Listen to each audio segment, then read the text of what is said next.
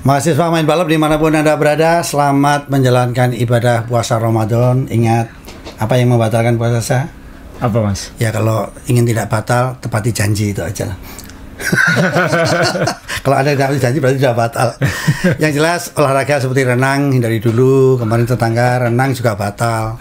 Saya lihat kolam renangnya, isinya rawon cairannya rawon apa itu namanya, dudui rawon itu. Kalau renang jangan pakai dudui rawon Mas. Yang jelas sekarang ini yang paling bahagia dari testing yang berlangsung. Ini testing Formula One atau WEC ya, 8 jam katakan. 8 jam sehari.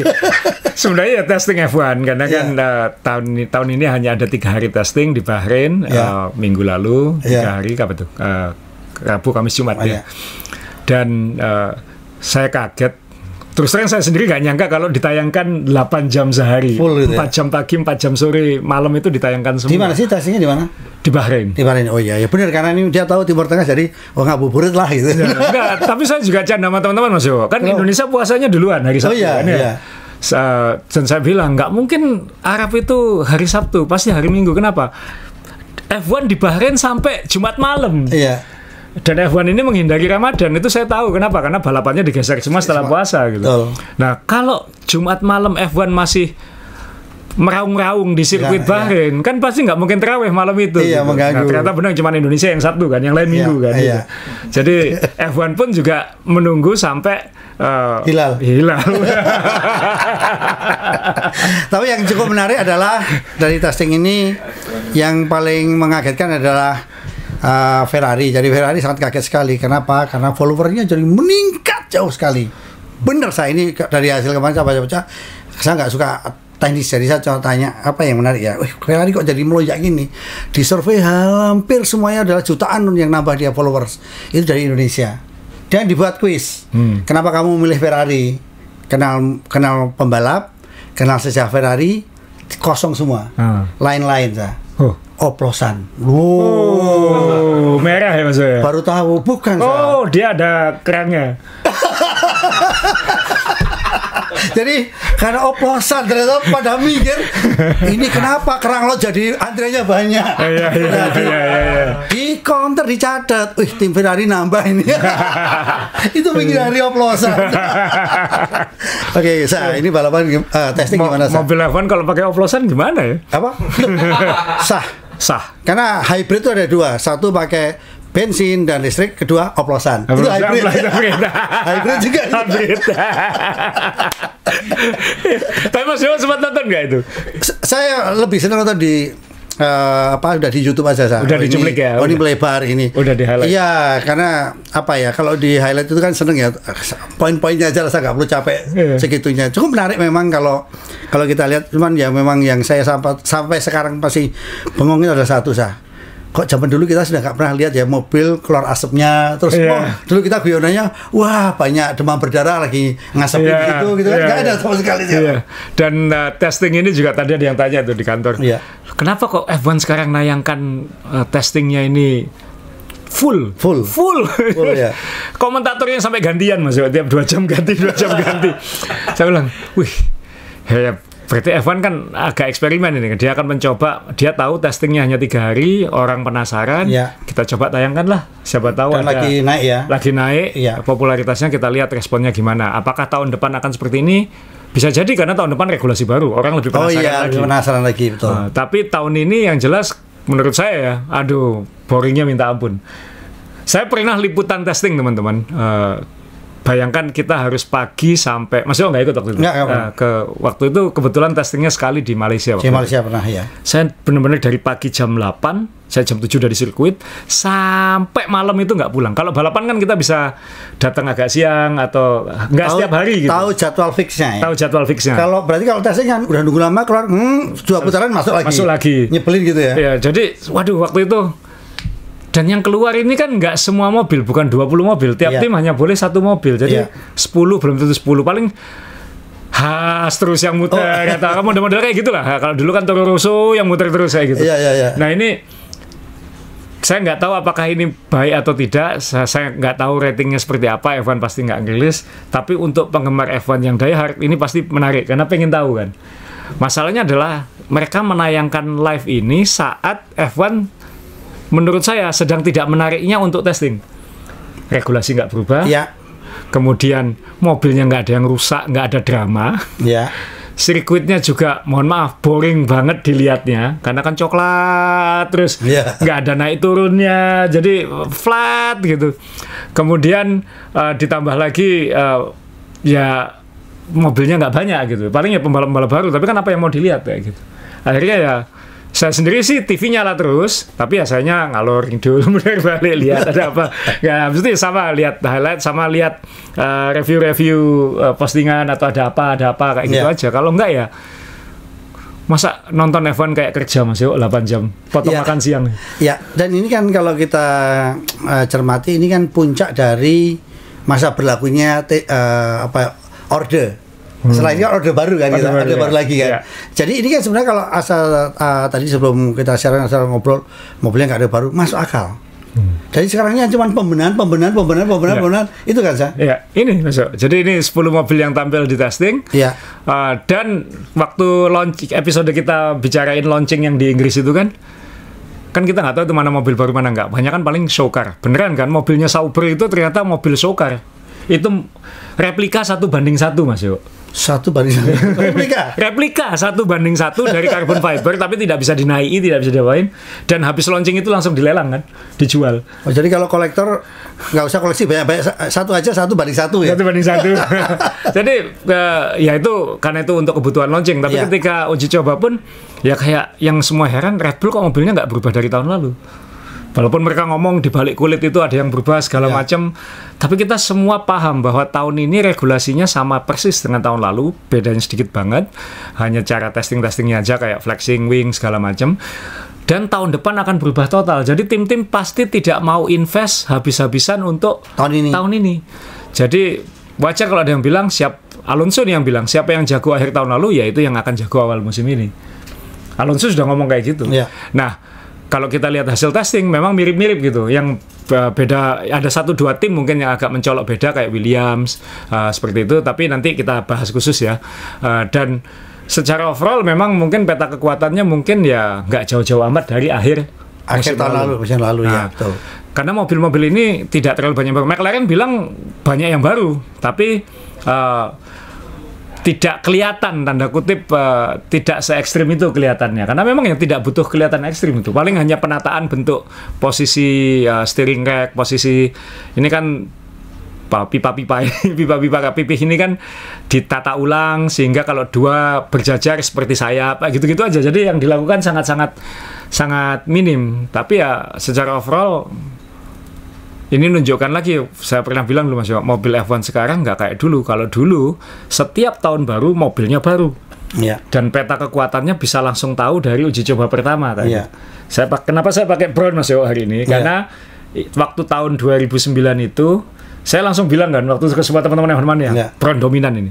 Ini tim yang lahir dari kehancuran, yang Honda mundur, last minute pakai mesin Mercedes, tanpa sponsor, tanpa apa-apa, kru minimal. Tapi saya bilang, tapi waktu itu kan ada perubahan regulasi double diffuser itu. Double diffuser ya. Terus saya bilang, Brown juara dunia. Saya langsung berani bilang waktu itu Brown juara dunia. Kenapa? Testingnya dominan gitu. Dan Red Bull baru bisa ngejar di akhir musim, tapi sudah terlambat. Ya, karena waktu itu memang belum ada budget cap, dalam arti ada ya. Belum ada kan, siapa yang punya duit ya bisa mengejar kasarannya kan. Brown tidak punya duit, tapi dia dikembangkan pakai duitnya Honda tahun sebelumnya. Yang tapi mandek ya. Yang lawan-lawan yang punya duit, kalau Ferrari lumayan mengejar kan, punya duit kan. Punya duit. Nah, jadi sekarang sudah nggak bisa kayak gitu. Sekarang ini karena budget cap dan itu riset tiap 6 bulan. Jadi bisa jadi nanti peta kekuatan itu berubahnya bukan di awal musim. Peta kekuatannya berubahnya di tengah musim atau di perempat musim, setelah 4 lomba, setelah 8 lomba. Seperti yang terjadi tahun lalu. Tahun lalu kan di awal Red Bull kayak nggak ada lawannya gitu aja. Tapi tiba-tiba setelah Miami, McLaren melejit ke atas dan nggak terkejar. Red Bull baru agak ngejar lagi di akhir gitu.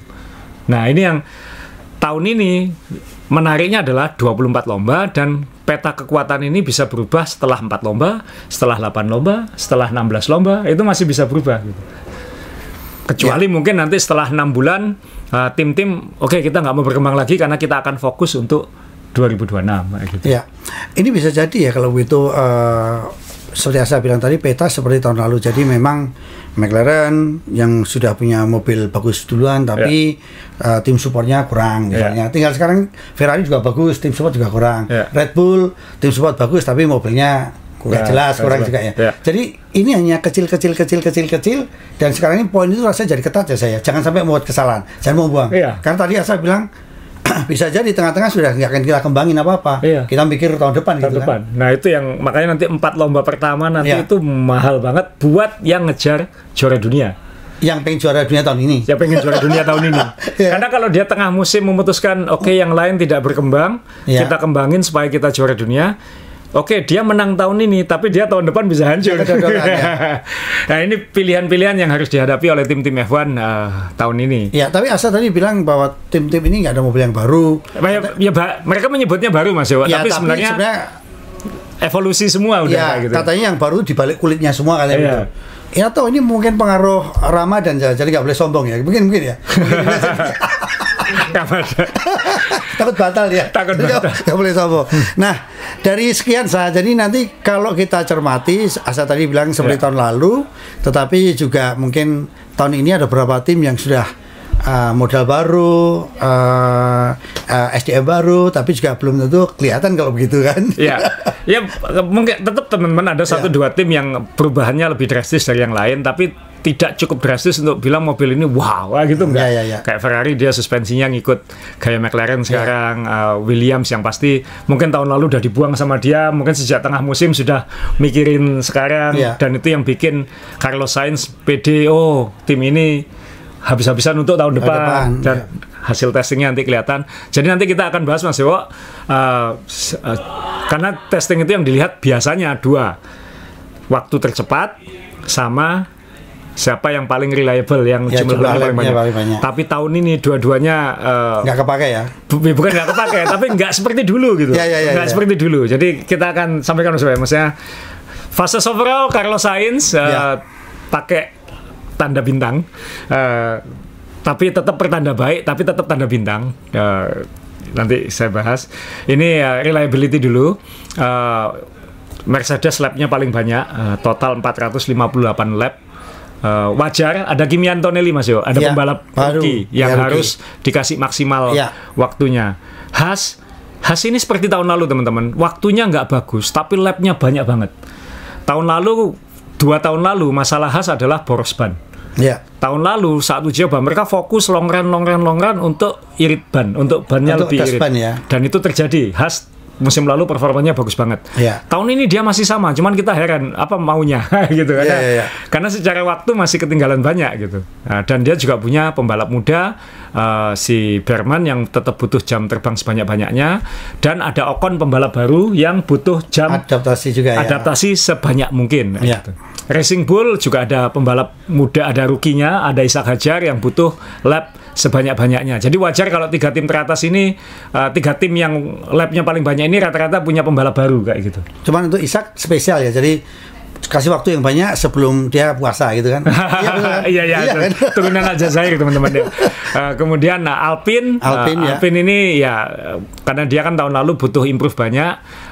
Ada Duhan juga pembalap baru juga. Jadi sekali lagi 4 di atas ini semuanya tanda kutip punya rookie ya. Nah kemudian Williams, ini juga ada pembalap baru, ada Carlos Sainz, jadi dia ngeber juga. Nah Ferrari, McLaren yang Ferrari ada Hamilton tapi McLaren kan relatif stabil. Sauber pembalap baru tapi dia punya masalah teman-teman, nanti kita bahas. Aston Martin punya masalah. Nui baru masuk kerja minggu ini teman-teman, jadi awal Maret, 6 Maret kalau nggak salah dia baru kerja. Jadi jadwalnya masuk pas memang disiapkan pas ada masalah ya dia. Jadi Nui mungkin nggak mau kerja, aku nunggu aku masuk aja, nanti aku beresin itu.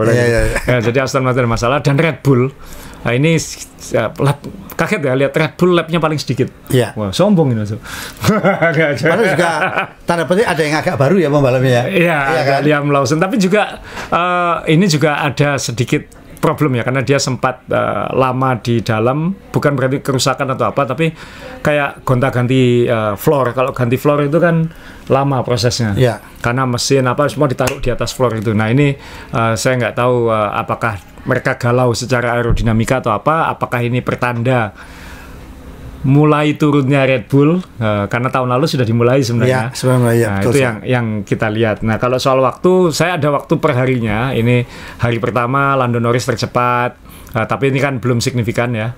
Hari kedua, nah ini waktu terbaiknya tuh dicatat di hari kedua. Karena dia sempat hujan tapi dingin sebenarnya. Nah, kemudian di hari ketiga Russell yang tercepat, tapi tidak secepat Sainz hari kedua. Saya kembali ke hari kedua. Ini ada Lando Norris di peringkat 14 Mas Dewo. Yeah. Piastri sama Norris 13-14 kayaknya deg-degan kan. Tapi Mas Dewo, waktu hari kedua ini Norris itu sempat purple waktu tercepat di sektor kedua. Yeah. Dan itu on the way menuju waktu tercepat. Tapi dia habis itu masuk pit. Dan itu yang dibicarakan semua orang. Kenapa Lando melakukan itu? Nah, apakah ini sandbagging, menyembunyikan kekuatan atau apa? Bisa jadi juga kayak gitu. Menjaga ekspektasi supaya tidak memancing pesaing itu juga bisa. Dan itu terjadi. Dan Bahrain teman-teman ya, sirkuit Bahrain ini sebenarnya nggak ideal buat testing. Saya pengen sebenarnya Barcelona. Karena Barcelona itu ada trek lurus panjang, ngukur top speed, tikungan. Sektor pertamanya high speed corner semua, jadi bisa ngukur high speed corner. Sektor kedua ketiganya itu ada chicken-nya dulu ya, sekarang sudah nggak ada, tapi banyak tikungan pelan, jadi kita tahu low speed-nya seperti apa. Jadi bisa ngukur. Bahrain ini yang bisa dipakai ngukur hanya sektor kedua, yang meliuk-liuk itu. Nah, purple-nya itu waktu itu Norris. Purple-nya signifikan lagi selisihnya 0,3 atau apa kayak gitu. Dan itu wah. Bahkan sejak hari kedua udah bilang McLaren orang-orang gitu.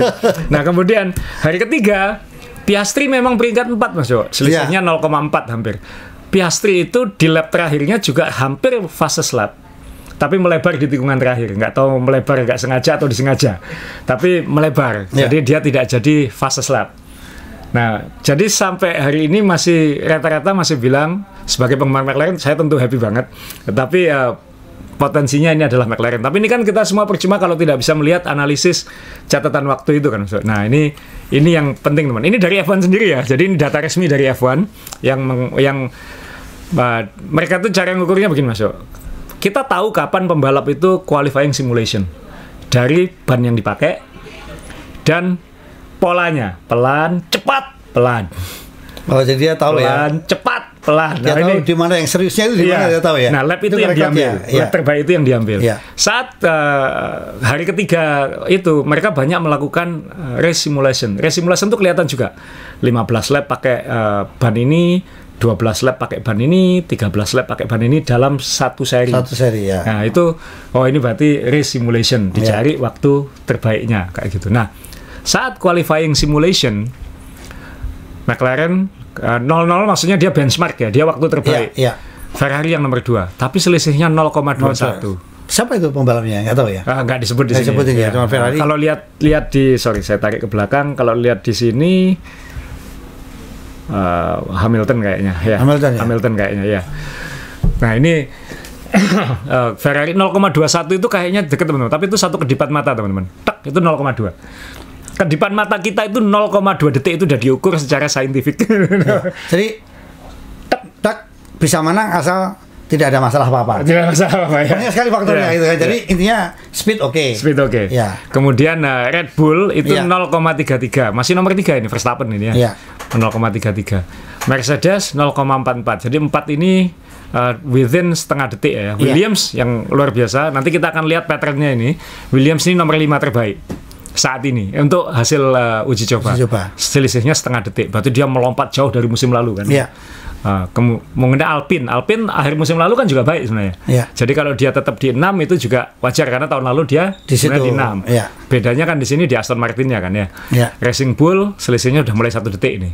Aston Martin selisihnya 1 detik. Ini Aston Martin yang paling mengecewakan menurut saya. Kick Sauber tahun lalu terburu, Haas yang nggak jauh-jauh. Sekarang ini Haas malah agak turun kalau dilihat dari qualifying simulation ini. Mas Yo, kalau ini kualifikasi Bahrain, jarak antara nomor 1 dan paling terakhir itu hanya 1,28 detik. Itu ketat banget. Teman-teman yang nonton MotoGP kemarin di Qatar, di Thailand, di Buriram, antara pole position dengan peringkat terakhir itu hampir 2 detik. F1 lebih ketat daripada MotoGP. Dan Mas Jowo, saya ingat kita dulu ke Bahrain tahun 2006 ya. Iya. Ini saya langsung buka qualifying Bahrain 2006. Michael Schumacher pole position waktu itu. Dan Michael Schumacher 1 menit 31. Ini 1 menit 29 tadi. Jadi udah lebih cepat dari 2006. Iya. Peringkat selisih 1 detiknya itu atau 1,1 detiknya itu adalah Barrichello 1,28 ya. Satu tim ya. Masih satu tim Barrichello. Satu tim Barrichello di peringkat 6. Jadi antara satu tim aja selisihnya segini. Dan itu peringkat 6. Iya. Peringkat terakhir Mas Jowo. Berapa sah? Favoritnya Mas Jowo ini. Super Aguri. Ya, kita tahu itu gurem banget ya.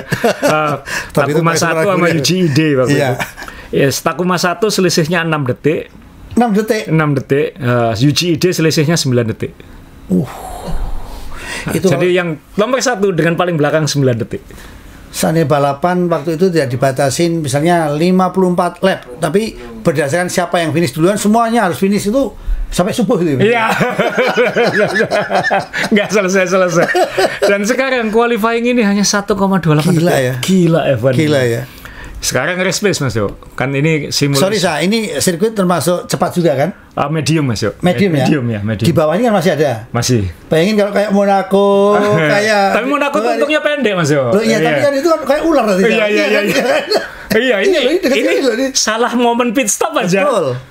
Iya kan? Kayak ekor ya. Iya kan? Ini kan banyak sirkuit yang lambat kayak Hungaria termasuk lambat ya. Ini bisa kayak ular tadi bro. Iya. Jadi wah luar biasa ya. Wah luar biasa. Nah ini qualifying, ini race. Iya. Race juga nggak sejauh-jauh itu juga. McLaren masih tercepat, Ferrari lebih dekat, tapi hampir sama kurang lebih. Ferrari kabarnya tapi bannya lebih boros dari McLaren. Jadi itu potensi masalah nanti. Iya.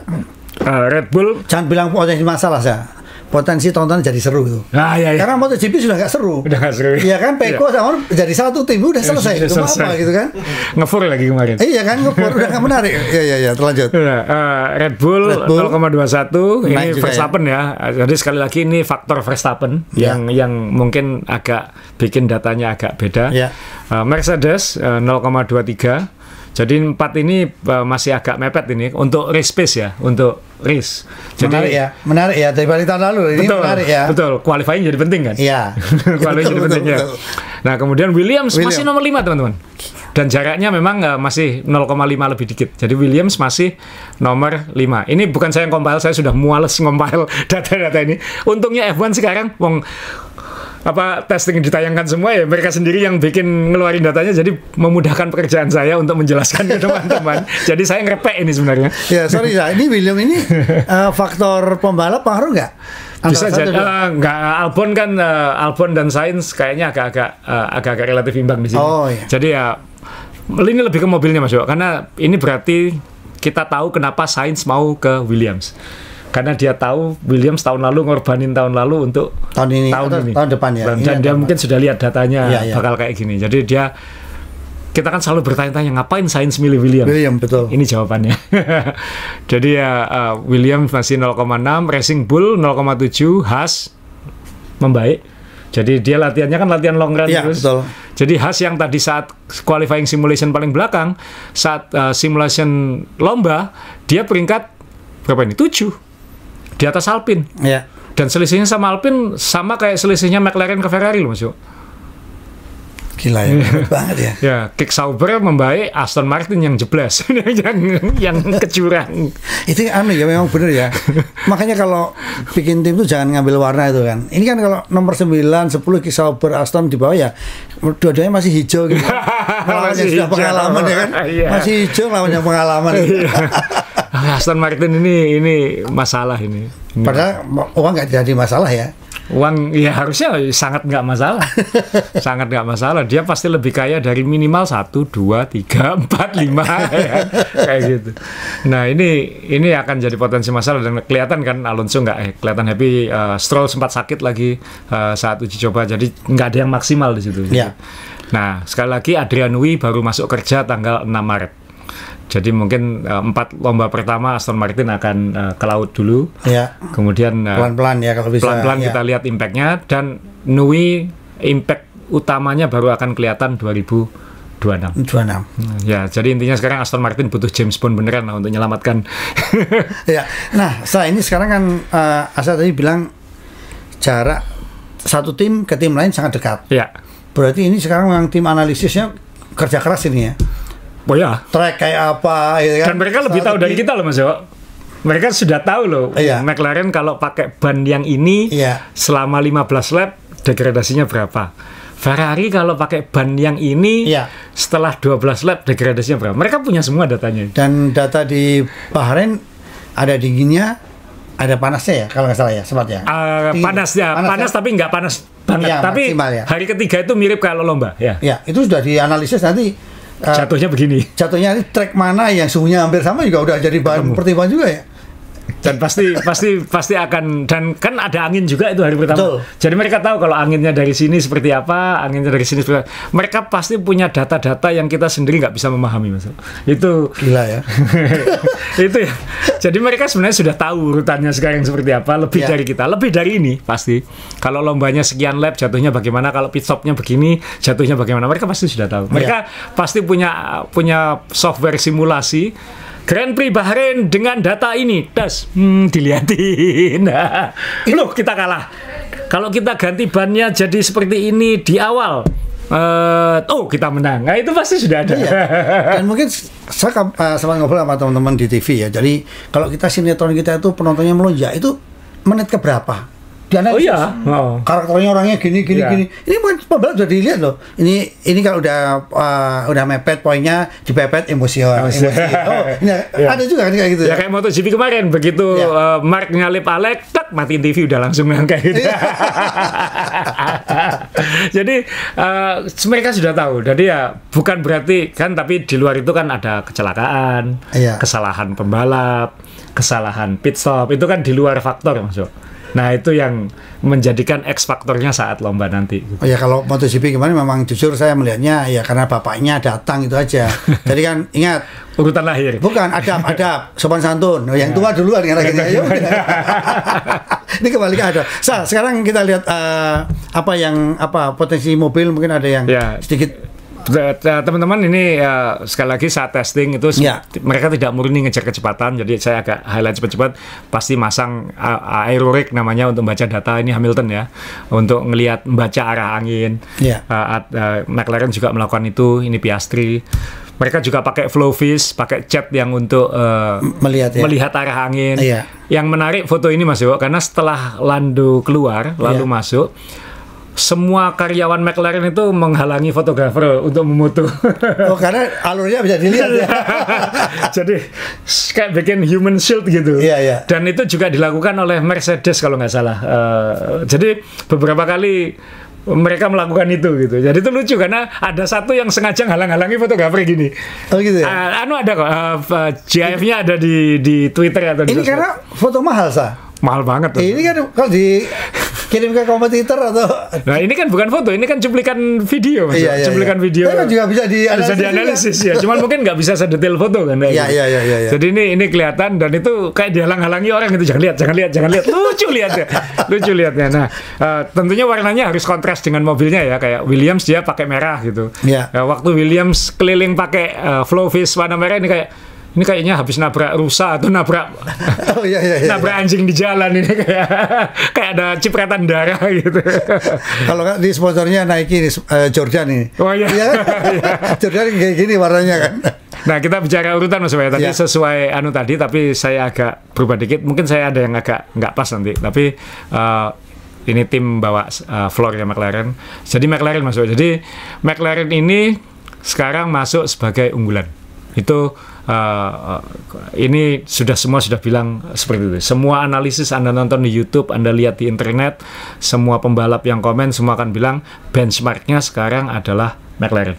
Secara mobil dan overall kan, berarti kan performa gitu, dengan pembalap yang harusnya ambisi karena tahun lalu udah dimain-mainin sama Verstappen, kira-kira kayak gitu. Tapi kan tadi Asa bilang bahwa ini overall, cuman kan jadi PR-nya sekarang adalah bagaimana memanage dua pembalap yang tahun lalu Norris diberi kesempatan tidak bisa memaksimalkan, ya kan? Ya itu faktor lain Mas ya. Ya ini tinggal semoga ini berjalan. Kalau ini berjalan jadi seru balapan itu betul. Kan. Nah, yang kita pengen tahu nanti adalah papaya rule-nya seperti apa. Ya. Apakah sekarang lebih tegas dari awal?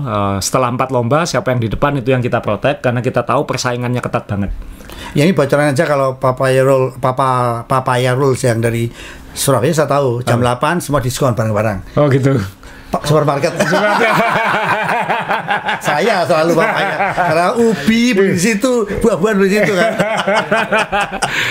Iya itu ya. Oke, jadi kita lihat ya. Ya, kita lihat pasti ini Lando Norris tentunya memasuki musim ini sebagai unggulan. Tapi catatan teman-teman ya, musim sekarang tidak seperti dulu. Karena dengan adanya cost cap, peta kekuatan bisa berubah drastis setelah beberapa lomba ketika tim-tim itu mengeluarkan update gitu. Karena nanti setelah 6 bulan nanti kelihatan siapa yang stop, siapa yang lanjut lagi kayak gitu. Yeah. Nah, ini yang catatan. Tapi setelah uji coba Bahrain, Lando Norris dan McLaren ya, adalah unggulan. Tentunya Piastri juga ini yang melebar gitu ya. Jadi Piastri juga pasti punya peluang, apalagi lomba pertama di Australia. Di rumahnya Piastri. Jadi bisa jadi nambah semangat, tapi juga bisa jadi beban yang saat ini. Ya. Dan Australia kan relatif flat kan Mas, mirip dengan Bahrain kan. Jadi petanya bisa-bisa nggak terlalu berubah kayak. Iya, tapi McLaren kok tidak aneh ya, kalau tidak peduli lingkungan saya. Kenapa itu Mas? Tadi ketika melihat aerodinamika dicat warna hijau, dia buang di pinggir jalan nggak apa-apa itu.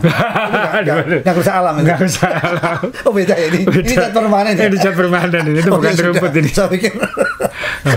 Perubahannya McLaren itu ada di steering rack ya, salah satu ini. Jadi tuas steeringnya tuh. Jadi posisinya dibuat, kalau di foto nggak kelihatan, tapi dibuat lebih sejajar dengan pilar depannya. Jadi kalau dia sejajar jadi kayak sayap gitu. Istimewa aja. Ini dampaknya Pak, aero. Ya, jadi kayak sayap kan Mas. Gila ya. Mengarahkan angin ke lantainya lebih baik dengan cara memparalelkan dua pipa ya. Mungkin kalau kita nggak ngomong aerodinamika mungkin bulat-bulat ya. Ini bikin pipi juga. Ya kan semua pipi sudah sebenarnya. Cuman ketika dua pipi bergabung itu kan jadi sayap panjang. Gila ya.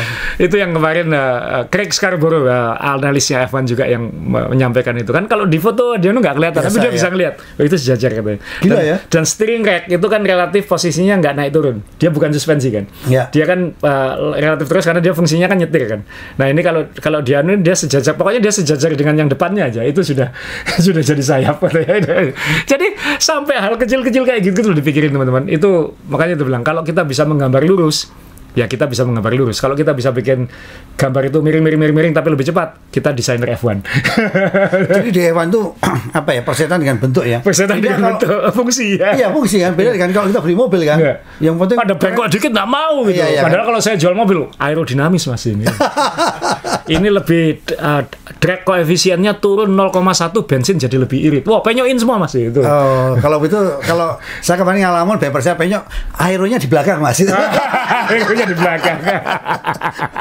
Oh, ditabrak dari belakang. Dipolongi Mas ya, jadi diffuser ya. Diffuser. Ya, jadi ini McLaren. Ferrari tadi tercatat nomor 2, tapi Ferrari kalau itu memang potensi penyakit itu adalah pemakaian ban. Nah, pemakaian ban. Tapi Hamilton juga bilang, Hamilton belum klik 100% ya, karena dia masih butuh waktu kan untuk benar-benar. Hamilton ini seumur hidupnya pakai mesin Mercedes. Baru kali ini pakai mesin Ferrari. Jadi cara power delivery-nya, cara gayanya itu beda katanya. Jadi dia masih harus membiasakan diri. Tapi dia kan sangat pengalaman. Yang kasihan kan Leclerc Mas Jo. Karena? Kita loh jarang ngomongin Leclerc. Kita loh jarang ngomongin Leclerc. Sama asistennya Lewis aja udah kalah ya Pak? Udah kalah. Banyak ngomongin asistennya Lewis daripada Leclerc. Jangan-jangan ini juara dunianya Mas Jo. Bisa jadi ya? Bisa jadi ya. Dia intinya ini tim saya kok. Hamilton kan anak baru di sini ya gitu. Betul. Tapi ini kita baru ngomongin Leclerc kan berarti sekarang dia. Ya kan kita kasihan. Ini pembalap yang luar biasa, tahun lalu menang berkali-kali. Tapi kok nasibnya sama ya saya, kayak maaf ya, kayak Ducati dengan Max masuk ya udah, Peko udah. Sudah kamu sama adik gua aja kalah gitu. Iya makanya. Aduh, itu memang ya beban ya. Nasib ya. Tapi Leclerc saya pengen tahu Leclerc juga. Jadi dalam hal ini pressure-nya Leclerc mungkin seperti Norris gitu. Mau eksis, momennya sekarang. Iya. Menunjukkan kemampuan sekarang. Kalau kamu bisa tanda kutip menghancurkan Hamilton, iya. Ya Aman. kamu memang level itu iya. gitu. Sama ya Norris, kalau Piastri yang naik ya udah selesai ya. Selesai ya. Nah, dan Norris juga harus mengalahkan Verstappen. Betul. Yang menghantui dia tahun lalu kayak gitu. Jadi Ferrari buat tifosi saat ini nomor 2. Dengan secara pace ya, secara kemampuan, dengan potensi masalah adalah pemakaian ban. Itu nanti hanya balapan-balapan yang misalnya sangat panas atau apa, itu yang akan menjadi masalah. Tapi bukan berarti mereka tidak bisa memperbaiki kan. Sekali lagi, jangan-jangan setelah 4 lomba Ferrari yang dominan kan, kita nggak tahu. Dan ada faktor Hamilton ya siapa tahu kayak Max itu kan bisa memaksimalkan mobil, kita nggak tahu juga. Hamilton siapa tahu nanti ternyata dia bawa resep ajaib kan, dan dia baru tahu setelah lomba ketiga kan, setelah karakter sirkuit berbeda, setelah karakter lomba berbeda, harus diginiin kan, kita nggak tahu. Mereka sendiri juga mungkin ketemunya di lomba ketiga misalnya, itu kita harus tunggu. Jadi F1 sekarang tidak seperti F1 dulu, ditekankan lagi itu. Kalau soal sekat garasi masih berlaku nggak zaman dulu? Sekarang kayaknya nggak kayak gitu dah. Nggak seperti itu ya. Ada sekat, tanda kutip sekat psikologis mungkin. Kalau dulu kan memang berbeda data itu. Karena kan misalnya Leclerc merahasiakan, engineer-nya kan bicara. Tim ya? Iya, tim. Untuk kepentingan tim ya. Iya, masuk. Ya, Mercedes, saya menempatkan Mercedes di atas Red Bull karena nanti ada alasan. Masalahnya adalah dia punya pembalap rookie yang namanya Kimi Antonelli, yang kita nggak tahu nanti akan karena ini digadang-gadang seperti Verstappen. Ini kan masih umur 18 sekarang. Dia punya SIM F1 sebelum punya SIM beneran. Nah, itu kan hanya Verstappen dulu yang seperti itu. Nah, kalau dia benar-benar the next Verstappen, ya Mercedes akan bagus. Dan mobil Mercedes tahun ini memang agak meniru McLaren. Dia banyak belajar dari McLaren, sehingga mungkin akan lebih baik dari kemarin gitu. Tapi bukan karena barter spare part ya? Enggak, McLaren bikin sendiri soalnya. McLaren nggak ngambil spare partnya. Mercedesnya kan mesinnya dari mesinnya aja ya. tapi beda. Aston Martin dia ngambil suspensi dari Mercedes, Williams dia ngambil suspensi dari Mercedes. McLaren nggak. McLaren memang develop sendiri semua ya. Sendiri ya. Hanya power unitnya aja. Dan itu mungkin McLaren menganggap ini advantage-ku kayak gitu. Tapi Mercedes juga pasti belajar. Sama McLaren digitukan. Kita bisa kayak gitu juga. Iya, karena mesin ini ternyata cocok ya dengan style-nya McLaren gitu. Ya. Nah, ini kita lihat nanti seperti apa. Russell yang jelas ini masih Kimi. Ini bedanya dia lebih ke Red Bull McLaren lah ya. Ini tahun lalu, ini tahun ini dari Dries teman-teman saya ambil, saya nggak bikin sendiri. Lebih vertikal lubang aeronya. Maaf yang saya pengen tampilin. Jadi Mercedes tahun lalu itu 0,4 akhir overall ya, 0,5 detik lebih lambat dari yang tercepat. Nah, kita kembali ke ini tadi. Sekarang selisihnya 0,23. Jadi Mercedes ini improve ya. 2 kali separuh, Mas. Hilang separuh gapnya. Hilang separuh gapnya. Nah, jadi nempel ya. Jadi ini dia akan lebih kompetitif daripada tahun lalu. Dan ini ada Russell yang terbukti menang, dan sekali lagi harus membuktikan diri. Selain mengalahkan anak kecil ini juga. Kalau nggak ada Lewis gimana ya? Iya, itu dia. Pengaruh juga ya. Dia jadi de facto benar-benar leader kayak gitu. Nah, ini yang kita lihat. Sampai semua penasaran sama benjolan di atas mobil ini, Mas Yo. Karena ini bukan lubang, ini stiker lubang. Stiker lubang? Iya. Jadi kita nggak tahu apakah ini nanti sekedar pendingin pembalap, atau kayak dulu kan Mercedes punya yang lubang-lubang ajaib yang kalau ditutup bisa nambah kecepatan segala macam. Waktu di McLaren Mercedes juga kayak gitu. Jadi bisa juga alasannya das sistem atau apa, kita nggak tahu. Jadi alasannya misalnya kayak ini untuk kepentingan pembalap, ternyata ada fungsi lain. Nah, ini lainnya. Kita nggak tahu. Ini banyak dibahas karena ini stiker. Ngapain kau bikin lubang stiker? Nutupinya kok terlalu mencolok gitu. Nah, lalu kita pasti ngomong Red Bull. Ini masih Mercedes. Sekarang kita ngomong Verstappen. Verstappen ini enak sebenarnya teman-teman, karena kalau tahun ini mobilnya jelek, aku pindah. Dia itu literally bisa ngetok garasi manapun, aku ke situ ya, dan tim akan buang pembalapnya. Kayak nasibnya Ferrari ya, kedatangan Hamilton ya. Iya. Terus langsung buang itu aja. Iya. Jadi apalagi Verstappen. Iya. Dia punya kontrak sampai 2028, tapi punya opt out ya, punya opsi keluar. Opsi keluar. Dan dia yang menentukan. Jadi kalau misalnya ternyata tahun ini saya taruh Red Bull di peringkat 4 ya, dia antara 3 dan 4. Kalau Red Bull tahun lalu peringkat 3. Iya. Kalau tahun ini peringkat 4, ya mungkin Verstappen bilang nanti sebelum musim berakhir, aku pindah. Toto mau, kan bisa aja Kimi aku pindah dulu, atau Russell maaf ya, aku bayar kamu keluar, atau mungkin dia ngetok ke McLaren atau Aston Martin. Aston, tapi kan juga dia pasti berpikir kalau Aston ya, karena ya, ini Aston Martin, Aston aku ke situ ya, bayaranku double. Kan bisa aja, bisa semaunya dia kok. Iya, udah develop mobil masalahnya. Oh iya, ada Nui di situ, aku mau nunggu setahun nggak apa-apa kok. Iya. Ya, tapi aku bayarku double ya. Kan paling enak dia. Ya. Dia bisa milih, benar-benar bisa milih. Betul. Jadi ketika kita ngomong Red Bull ini tidak perform buat penggemar McLaren, buat penggemar Max Verstappen, nggak ngaruh sebenarnya, karena pembalapmu ini bisa kemana aja dia mau. Dan dia X faktornya, kalau bukan Verstappen mungkin lebih buruk lagi. Kan kita nggak tahu. Kayak dulu Michael Schumacher, ya tadi itu Michael Schumacher dengan Barrichello selisihnya 1 detik, ya, satu tim. Setelah Michael selesai ya udah habis ya. Habis ya, ya hanya Kimi sempat nyolong itu aja. Satu aja karena nasib itu kan. Nasib, ya. Nah jadi mobil ini sekali lagi tidak banyak berubah dari tahun lalu, malah banyak bilang ini mobil tahun lalu sebenarnya. Tinggal membenahi penyakit-penyakitnya tahun lalu, yaitu mobil ini tidak mudah disetel.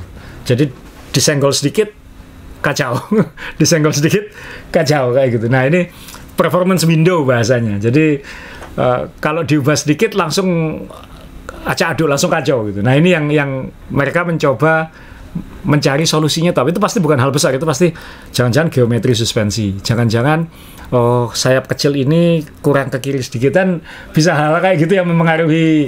Kita ngomong 0,00 soalnya kayak gitu. Tapi kan juga ini kalau kita lihat kayak Red Bull, ini mobil memang udah bener, McLaren udah bener. Jadi kan kalau kita ngomong budget cap pun juga nggak pengaruh, apa duitnya masih banyak dia kan. Karena kan dia nggak perlu ngubah banyak, banyak kan. Profitnya gede maksudnya, dividennya besar. Nah, benar juga. Ya.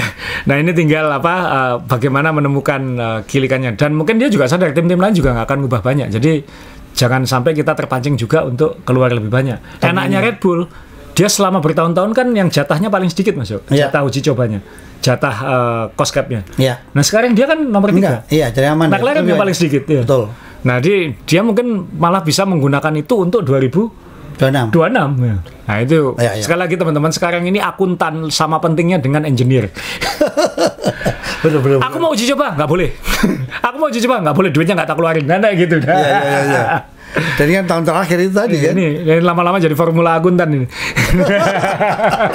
Nah, finance ya.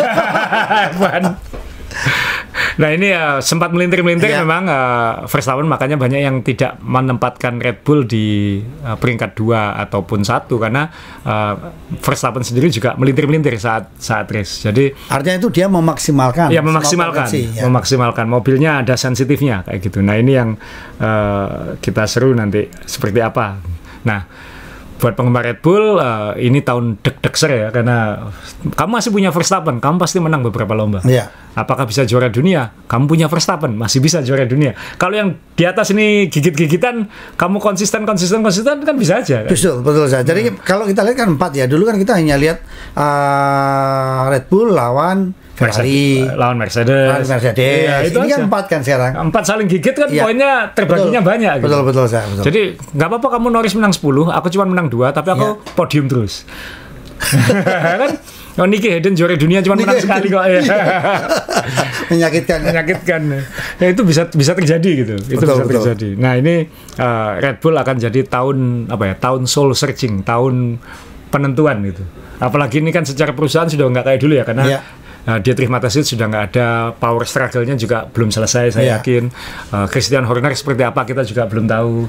Tahun depan dia akan ganti power unit, bikin power unit sendiri.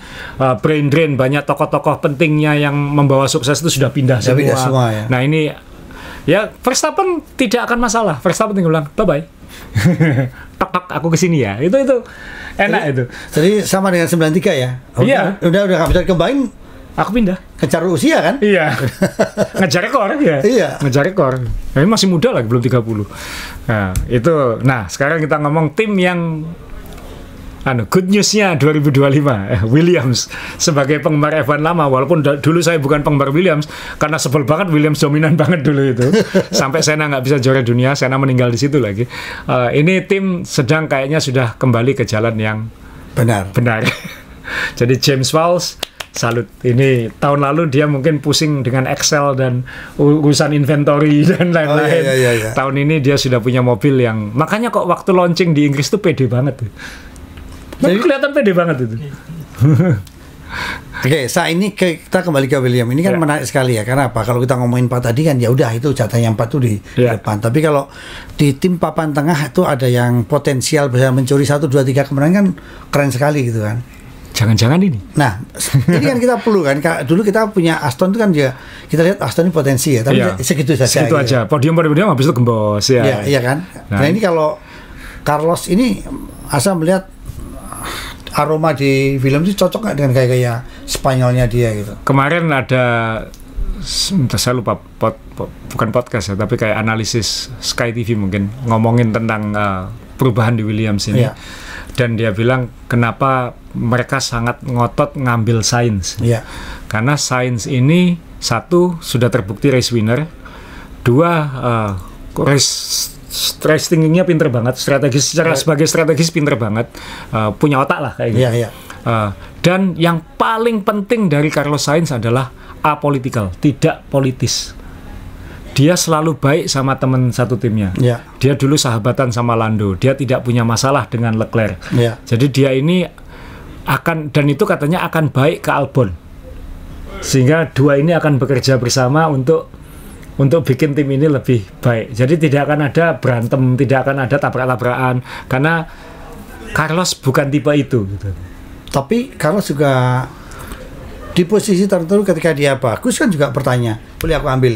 Iya. Berkali-kali di Ferrari seperti itu kan. Dan mungkin di sini dia akan dapat tanda kutip hak itu lebih karena ya sudah terbukti punya dia datang sebagai yang lebih tinggi kayak gitu. Kastanya beda dengan Albon. Kastanya beda dengan Albon. Nah ini yang akan menguntungkan Carlos ya. Jadi ini mateng, mature, ya mungkin baiknya dia itu yang bikin dia nggak bisa juara dunia kan.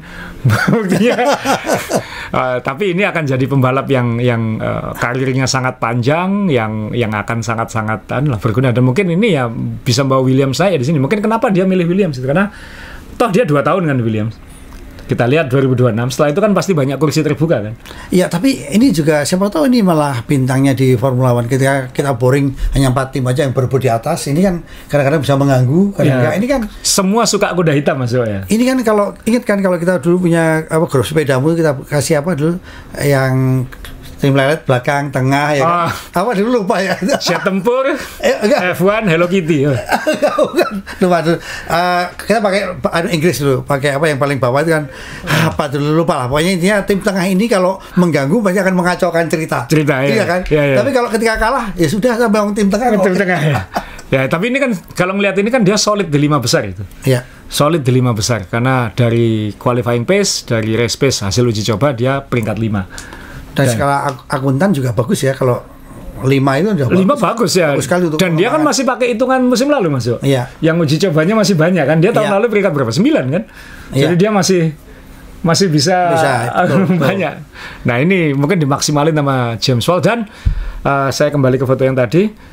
Dia punya sponsor besar pertama setelah sekian belas tahun Mas. Apa itu? Atlassian. Kalau nggak salah software ya. Tolong dicek teman-teman. Atlassian itu software ya. Pasti IT lah ini, teknologi. Jadi ini apa enggak yang paling besar berat itu yang Komatsu itu kan berat loh Komatsu. Berat produknya software perusahaan software ya Atlassian. Australia. Hebat Australia.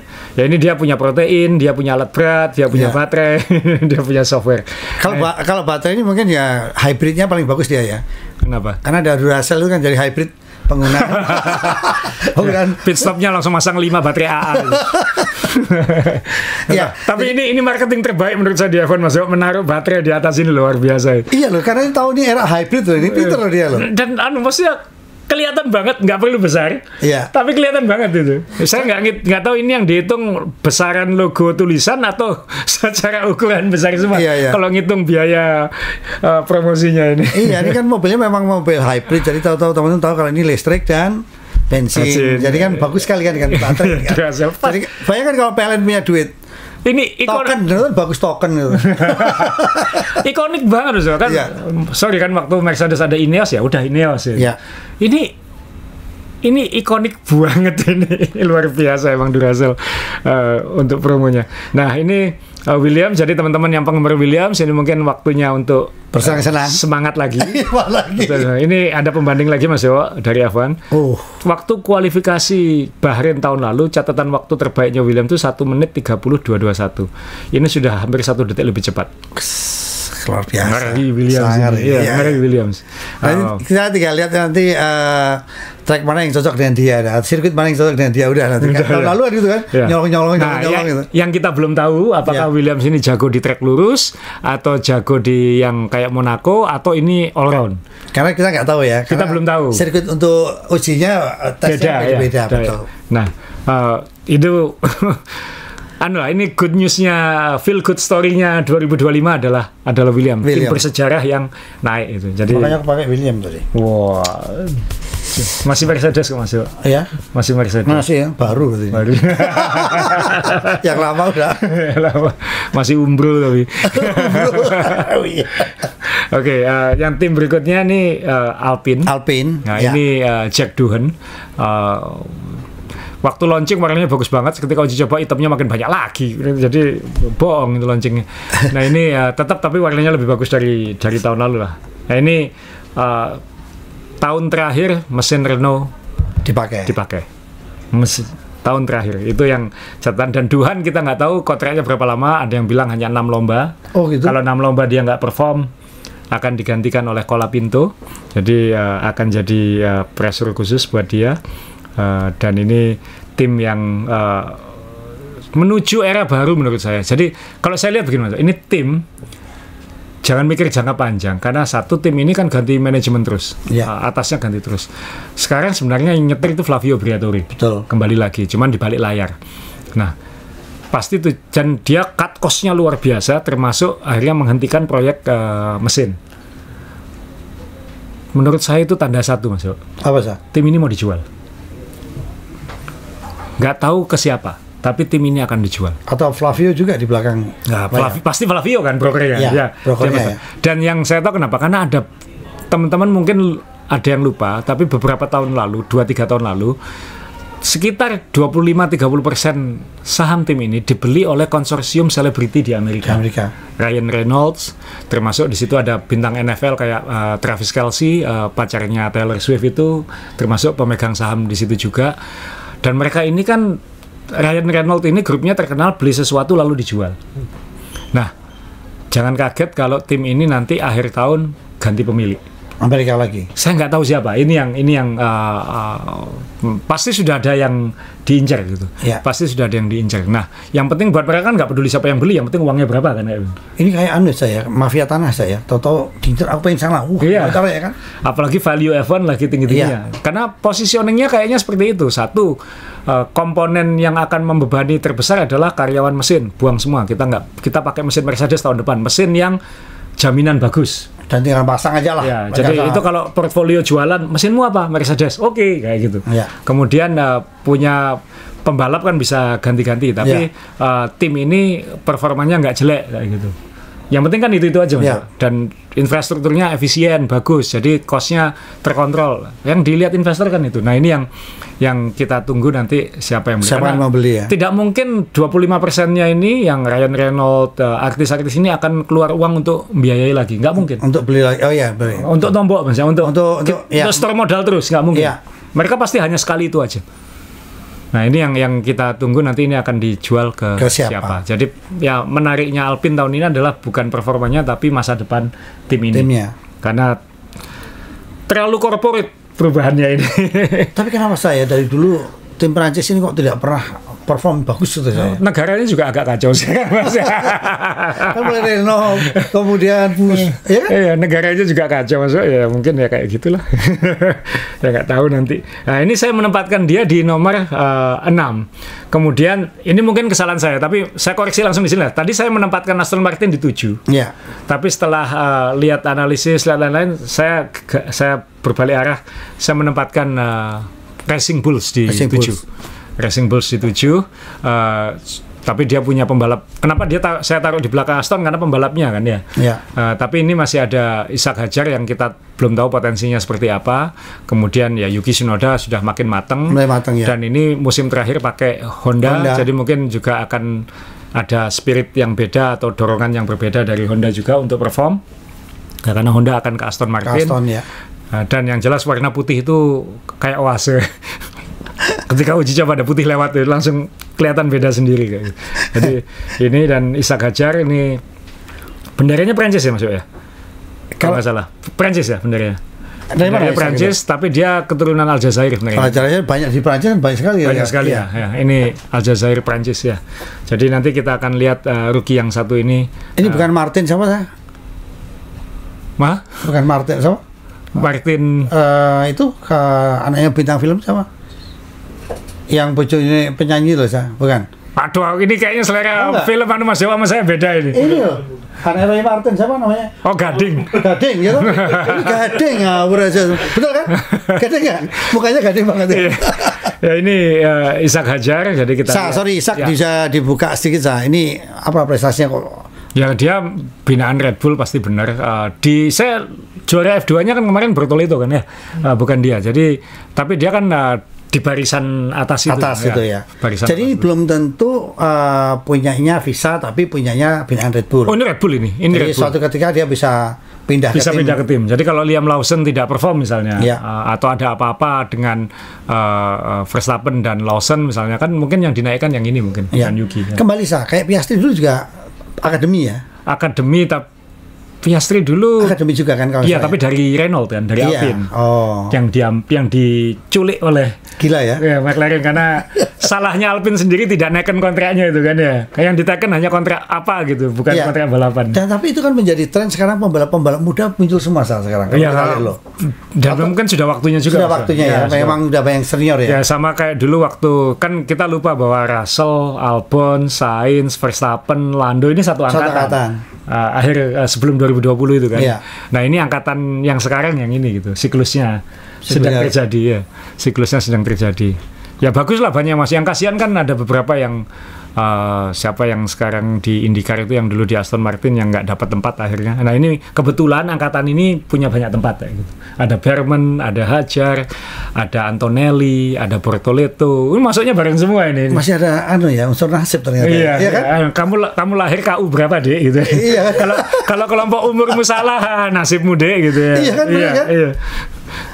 Nah, ini yang Hadjar ya. Nah, kita kembali ke peringkat 8 berarti kan kita mendegradasikan Aston Martin ke peringkat 8. Dan ini Alonso ini kayaknya nggak enak banget raut mukanya. Dan kalau lihat uji coba kayaknya memang nggak enak kayak gitu terus.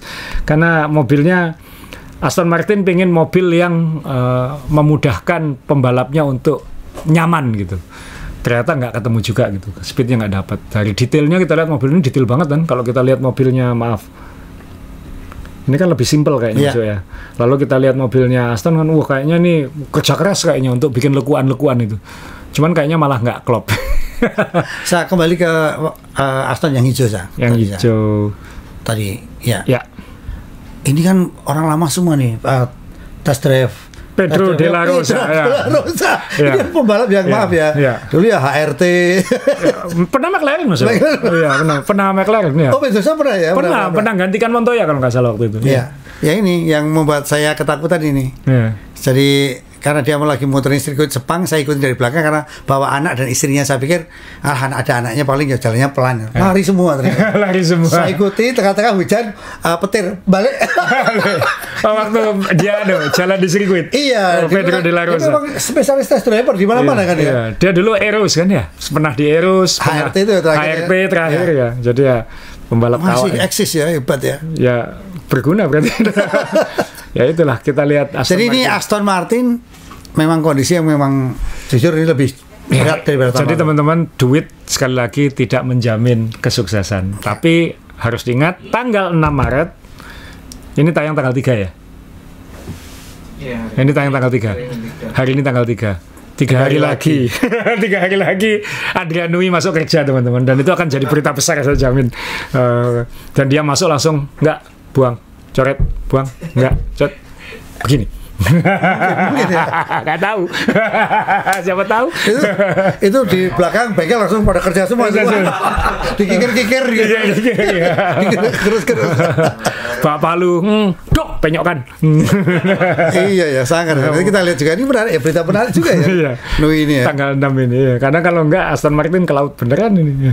Nah itu dan peringkat 8 8 kita akan pasang Haas. Haas ini memang tidak punya ambisi sebesar itu. Dia tim terkecil tetap di F1.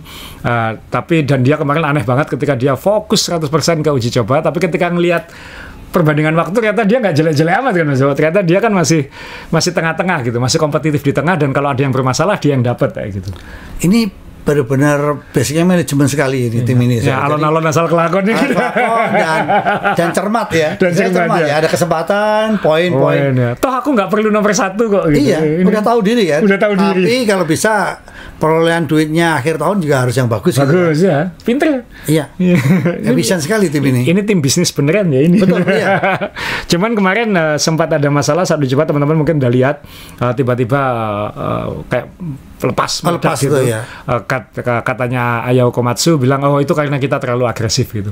Itu bisa diinterpretasikan berarti untuk menghemat bobot atau apa, mereka berani bikin karbon lebih tipis atau sambungan-sambungannya lebih marginal gitu. Tapi itu kan bukan masalah besar, itu sangat mudah dikoreksi. Tapi ini kan yang menakutkan tim dari ini siapa, asuransi kecelakaannya. Dia takut nanti apa diklaim itu padahal bisa sendiri. Bisa sendiri. Ada asuransinya apa Mas? Bayar dewe. Udah dari semua Indonesia. Kasih antangin, tempel udah aman itu. Aman itu ya. Anginnya di dalam terus malah Mas. Tapi ini menarik saya senang tim ini saya. Ini menarik karena ya tadi efisien. Kemudian tahun lalu juga kita tahu pembalapnya juga, kalau orang Jawa bilang utun mendapatkan poin. Utun. Iya kan? Tekun kan? Iya. Tapi tahun lalu kan ada Hulkenberg Mas. Makanya sekarang tahun ini kan nggak tahu. Tahun ini kan Berman mungkin sudah kelihatan potensinya. Ocon kan kita nggak tahu seperti apa Ocon. Nah ini tadi Ocon kalau nggak salah ya. Kita nggak tahu Ocon seperti apa. Ocon ini kan sekarang yang paling terkenal dari Ocon adalah Ocon 10 second penalty. Dan di belakang yang diseruduk lebih banyak masuk daripada di tengah. Iya. Dan ini kalau untuk Formula One era sekarang, foto ini termasuk mahal juga ya. Dia berani memotong kerbing walaupun kerbingnya juga kerbing yang tidak terlalu ya? Oh enggak terlalu tinggi nih. Terlalu tinggi. Masih berani. Dulu itu kan kita selalu lihat jumping gitu kan sering ya. Ini sudah. Ini kan tapi kalau dilihat Mas, dia mengantemnya pas, lantainya nggak kena ini. Iya, makanya sekarang mikirnya itu kan, pinter kan. Kalau dulu lantainya kena, wah gitu. Karena dulu kan flat bottom, jadi kan nggak masalah ya. Iya. Nah sekarang kan sirip-siripnya hilang semua di bawah. Makanya kalau ada apa-apa kan langsung, misalnya ada yang off-road keluar dari track, tolong nanti cek floor saya ya. Selalu gitu kan. Takut pasti. Karena mayoritas aerodinamikanya di bawah sekarang. Nah sekarang juru kunci masih steak. Ini Louis Vuitton 1 miliar dolar 10 tahun ya. Gila ya. Grupnya Louis Vuitton itu termasuk Louis Vuitton, Tag Heuer sama Moet Chandon sama minumannya ya. Itu berarti berapa? 100 juta dolar setahun. Kalau Indonesia nanti bisa MAP itu. Wah. Nah, kemana-mana. Bisa MAP. Iya. Hebat tapi ya. Hebat. Ada brand hebat masuk di sini ya. Masuk di sini ya. Keren ya. Positioningnya F1 kan kelihatan. Iya. Dan yang saya suka adalah sekarang timingnya Tag Heuer lagi. Seperti waktu kita pertama suka F1 dulu kan. Iya, Tag Heuer ya. Dulu kan Tag Heuer zaman sana. Maksudnya ada yang terjangkau gitu. Enggak juga sih. Dulu aku punya Tag Heuer beli waktu zaman F1 lama, itu sekarang berapa harganya? Dulu kan ada kan yang warna orange itu kan juga Tag Heuer tuh kan. Tag Heuer, ya. Itu kan masih terjangkau. Dulu ada Tag Heuer F1 teman-teman. Itu harganya kira-kira 10 sampai 15 Nah, juta, kan maksud saya itu ya, masih terjangkau lah. Iya. Iya kan? Ya sekarang yang nggak segitu Mas Dewo. Kayak Casio kan? Apa? Saya nggak pakai jam soalnya. Jamku Casio semua. Tangan kiriku masih kosong. Nah, ini Casio-nya Mas Dewo ini saya punya semua warna ya. Ya. Jadi ya ini steak. Ya. Dia punya Hülkenberg dan dia punya Bortoleto pembalap baru. Cuman Bortoleto saya suka helmnya ya, kayak Senna helmnya. Tapi ya itu aja. Kemudian tapi tim ini kelihatan kalau Audi benar-benar nggak mau invest ya. Jadi tim yang beda hanya warnanya. Tapi McD sempat bilang itu kok warnanya beda ya. Waktu launching gradasinya kelihatan bagus. Sekarang kok kayak malas bikin gradasi katanya. Hijaunya jadi garis. Ini kelihatan tim-tim sudah udah cepat selesai gitu. Karena ini tahun terakhir Sauber. Musim terakhir Sauber, tahun depan akan jadi full work Saudi, dan mungkin mereka ya jangan keluar uang, ya perbaiki gitu. Nah ini masalahnya tim ini satu pelan, dua sangat sulit di handling. Komplainnya katanya stiff banget, kaku banget, keras banget. Dibanding tahun lalu? Katanya begitu. Oh, tahun lalu kan juga lumayan juga loh padahal. Ya, tahun lalu kan. Ya peringkat 10 tapi kan belakangan membaik kan, dapat poin ya. Nah ini mungkin nggak improve gitu. Nah ini yang ya akan jadi penghias belakang terus kayaknya, dan saya nggak yakin akan invest untuk improve. Jadi bang, pembalap yang ada di sini ya memang udah cari uang. Ya tapi buat Hülkenberg kan mungkin nggak masalah karena kan tahun depan aku akan jadi works driver gitu. Jadi ya mundur selangkah, maju. Harapannya untuk maju 2 langkah. Nah, Bortoleto kan juga pasti ada jaminan itu juga. Jadi ya kita lihat nanti seperti apa. Itu mungkin Mas, 10 tim versi saya. Silakan, teman-teman kalau ada versi lain silahkan tulis di kolom komentar. Yang sulit ditebak adalah Red Bull ini apakah 4, apakah 3, apakah 2, dan Aston Martin ini apakah 6, 7, 8 atau lebih jelek. Oke, ada tambah lagi Asa? Kita 1 jam lebih Mas Dewo. Kita balapan kapan bulan ini? Puasa Mas Dewo, nggak boleh minum. Oke. Oh, nggak boleh toh? Katanya boleh asal jangan ketelan. Ya, teman-teman terima kasih. Ini mungkin kalau MotoGP sudah pecah telur. Sudah pecah telur. Kita tinggal nunggu pecah telur dari Melbourne ya. Melbourne tanggal pertengahan Maret, 15 Maret ya. 14 atau 15 Maret. Baik. Karena memperingati bulan suci Ramadan, teman-teman dari Main Balap akan mengajak teman-teman yang ada di Surabaya untuk buka bersama, ya kan? Jadi nanti akan dikode oleh azan maghrib dari masjid terdekat itu aja. Itu makan bareng-bareng. Nanti kita makan bareng-bareng live ya. Live ya. Sialan. Biar kita kayak punya duit gitu. Makan bareng ya. Buka puasa bersama. Itu buka puasa terbesar F1 manunya sedunia itu Mas ya. Iya, tapi kan jamnya beda-beda aja. Oh iya kan. Surabaya dulu aja kita latihan ya. Beduk langsung ya, live ya. Live ya. Kita bareng-bareng. Saya ya Asa dan saya untuk diri ini ada 4 orang sekarang ya. Jadi yang kerja di tim kita sekarang ada 4 orang, jadi yang ganti ban, ada yang Enggak, itu sebenarnya kalau kemarin ada yang ngelapi dahinya Mas Dewo ketika dulu waktu saya tayangkan di TV kan gitu, kalau udah iklan tiba-tiba yang datang ngusapin dahi gitu. Iya, ya gitu. Saya dulu waktu di SCTV sempat jadi kalau pegangku juga gitu dilapi gitu. Kawan-kawan saya bawa roll on sekalian Mbak tolong. Oke, kita pamit undur diri. Sampai ketemu lagi. Selamat menjalankan ibadah puasa. Silakan. Kita nggak tahu nanti apakah seminggu sebelum race kita podcast atau enggak. Kalau ada update besar atau apa, kita akan podcast masuk ya. Siap. Tapi kalau enggak, nanti adalah Senin setelah Grand Prix Australia. Ya. Jadi sampai ketemu. Selamat menikmati.